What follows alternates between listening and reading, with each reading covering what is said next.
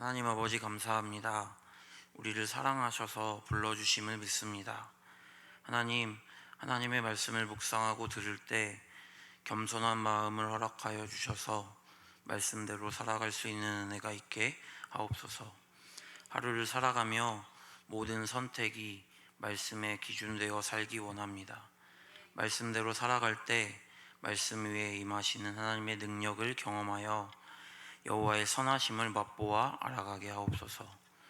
그래서 맹목적인 믿음이 아니라 살아계시고 도우시는 하나님을 경험하여 살아계신 하나님을 신뢰하며 기쁨으로 살아가게 하옵소서. 하루의 첫 시간을 하나님 앞에 나아온 하나님의 자녀들에게 오늘을 살아갈 힘과 지혜를 허락하여 주셔서 하나님의 자녀답게 하루를 살아가게 하옵소서. 힘과 지혜를 주시는 예수님의 이름으로 기도드립니다. 오늘 우리에게 주시는 하나님의 말씀은 요한계시록 9장 13절부터 21절까지 말씀입니다. 요한계시록 9장 13절부터 21절까지 말씀 다 같이 합독하시겠습니다. 여섯째 천사가 나팔을 불매 내가 들으니 하나님 앞 금제단 네 뿔에서 한 음성이 나서 나팔 가진 여섯째 천사에게 말하기를 큰 강 유브라데에 결박한 네 천사를 놓아주라 하매 네 천사가 놓였으니 그들은 그 년, 월, 일, 시에 이르러 사람 3분의 1을 죽이기로 준비된 자들이더라.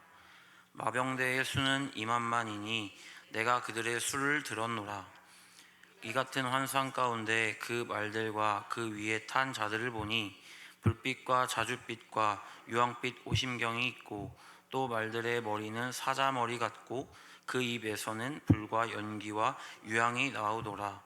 이 세 재앙 곧 자기들의 입에서 나오는 불과 연기와 유황으로 말미암아 사람 3분의 1이 죽임을 당하니라. 이 말들의 힘은 입과 꼬리에 있으니 꼬리는 뱀 같고 또 꼬리에 머리가 있어 이것으로 해하더라.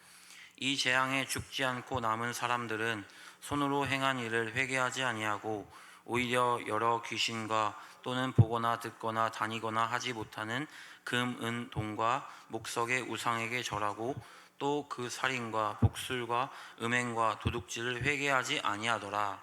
아멘. 할렐루야. 말씀을 거울 삼아 자신을 돌아보고 하나님께 더 가까이 나아가기를 주님의 이름으로 축원합니다. 하나님께서 노아에게 방주를 지으라고 말씀하셨습니다. 노아는 산 꼭대기에서 방주를 만들기 시작했습니다. 약 100년간 방주를 만들었습니다.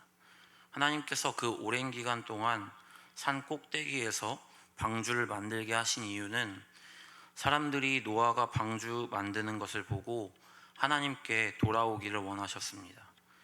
하나님께서 유예 기간을 두어 돌이키기를 기다리신 것입니다. 오늘 여섯째 나팔 재앙은 하나님께서 유예 기간을 두고 기다리시던 기간이 끝나는 시점입니다.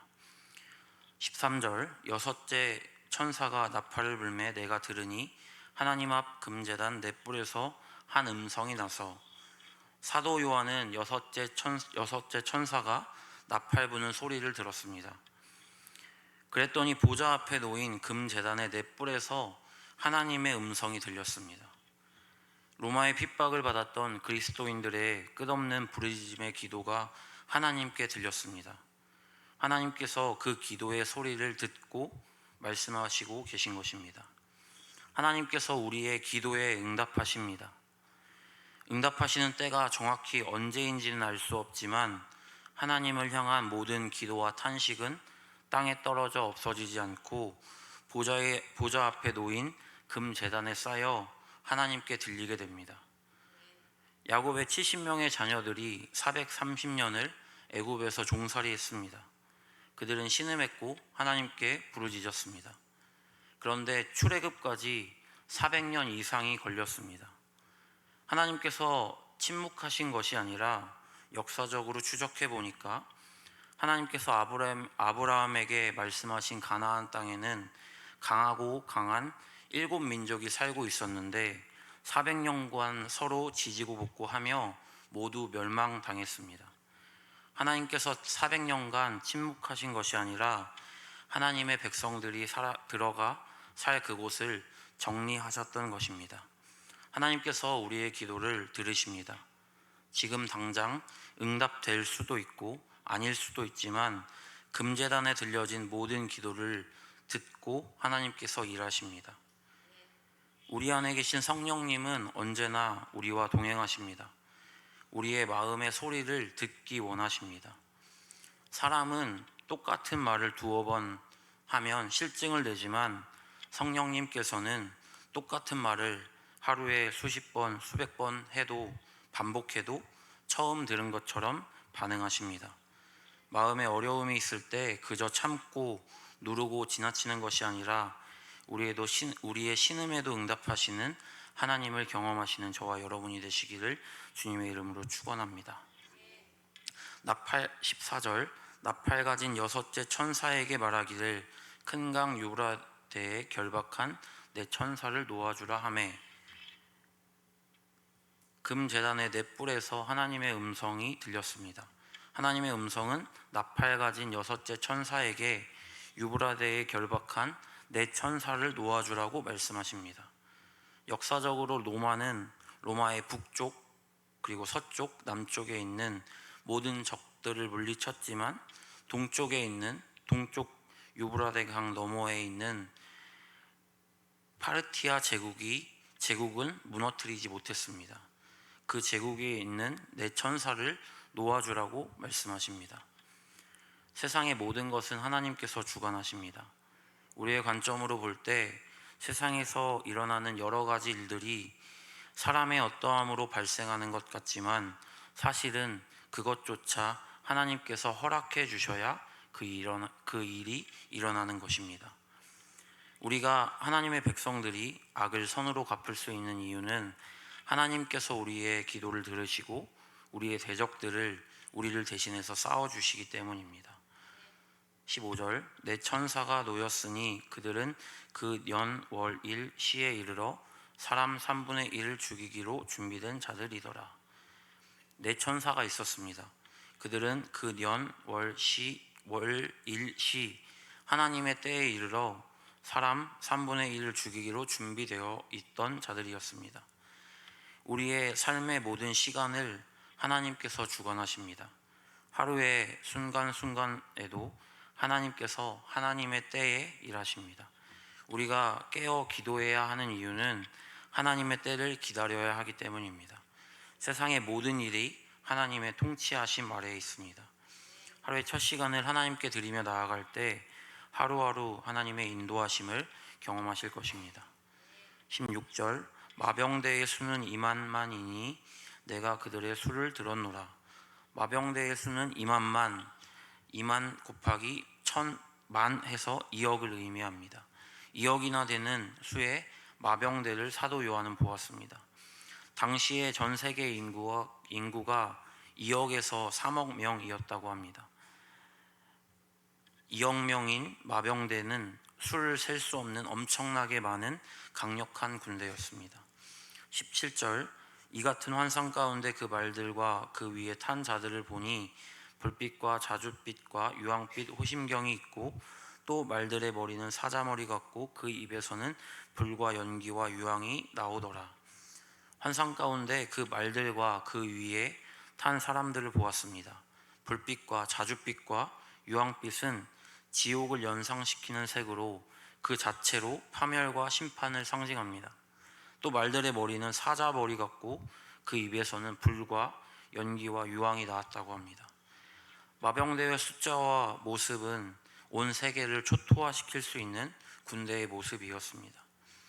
18절 이 세 재앙 곧 자기들의 입에서 나오는 불과 연기와 유황으로 말미암아 사람 3분의 1이 죽임을 당하니라. 이들은 사람 3분의 1을 죽입니다. 2억이라는 숫자와 마병대의 모습을 생각해보면 온 세상 사람들을 모조리 해치울 수 있는 군대이지만 이상하게도 사람의 3분의 1만 죽였습니다. 하나님께서 허락하신 만큼만 죽인 것입니다. 우리의 모든 생사화복은 하나님의 통치 아래에 있습니다.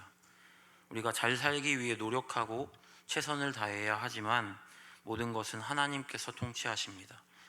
잘 살기 위해서 진짜로 현실적인 것은 모든 것을 주관하시는 하나님께 묻고 인도하심에 따라가는 것입니다. 19절 이 말들의 힘은 입과 꼬리에 있으니 꼬리는 뱀 같고 또 꼬리에 머리가 있어 이것으로 해하더라. 20절 이 재앙에 죽지 않고 남은 사람은 손으로 행한 일을 회개하지 아니하고 오히려 여러 귀신과 또는 보거나 듣거나 다니거나 하지 못하는 금은 동과 목석의 우상에게 절하고 3분의 1은 죽임을 당했고 3분의 2는 남았습니다. 남은 사람들은 3분의 1의 사람들의 죽임 당하는 것을 보았던 사람들입니다. 남은 사람들은 3분의 1이나 되는 사람들이 죽임을 당하는 것을 보고도 손으로 행한 일, 즉 온갖 형태의 범죄뿐 아니라 우상을 만들고 우상 숭배를 한 것을 회개하지 않았습니다. 오히려 남은 사람들은 하나님께 회개하고 돌아오기는커녕 오히려 더 귀신에게 절하고 아무것도 할 수 없는 자기들이 만든 우상에게 절했습니다. 또 그 살인과 복술과 음행과 도둑질을 회개하지 아니하더라. 남은 사람들은 자기들의 죄로 인해 심판이 왔다는 것조차 깨닫지 못했습니다.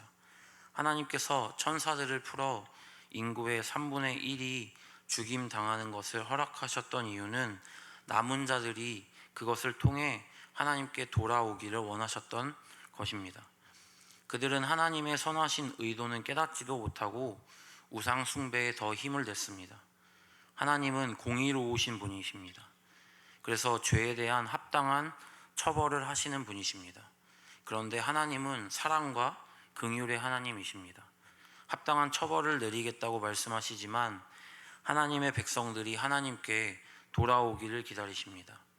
하나님께서 기다리다 하나님의 때가 되면 하나님께서 징계하시는데 징계하시는 목적은 벌을 내리고 합당한 처벌을 하기 위함이 아니라 그것을 통해서라도 제발 하나님께 다시 돌아오기를 원하시는 것입니다. 우리의 모든 고난이 하나님의 징계와 처벌은 아니지만 그 고난이 자신이 선택한 고난일 수도 있고 잘못된 선택에 대한 대가일 수도 있고 죄와 상처로 변질된 것에 대한 합당한 반응일 수도 있지만 어떤 고난이든 고난을 통해 하나님께 돌아간다면 고난은 우리에게 유익이 됩니다. 오늘 본문을 통해 깨닫는 것은 세상에 많은 일들이 벌어지고 있습니다.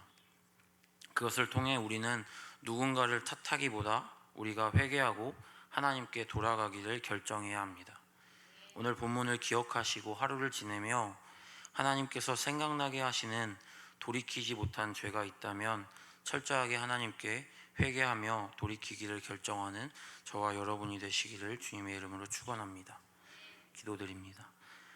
하나님 아버지 감사합니다. 선한 목자로 언제나 우리를 돌보아 주심을 감사드립니다. 목자가 양들을 밤낮 돌보는 것처럼 우리의 앉고 일어섬까지 지키시고 돌보시는 하나님의 은혜에 감사드립니다.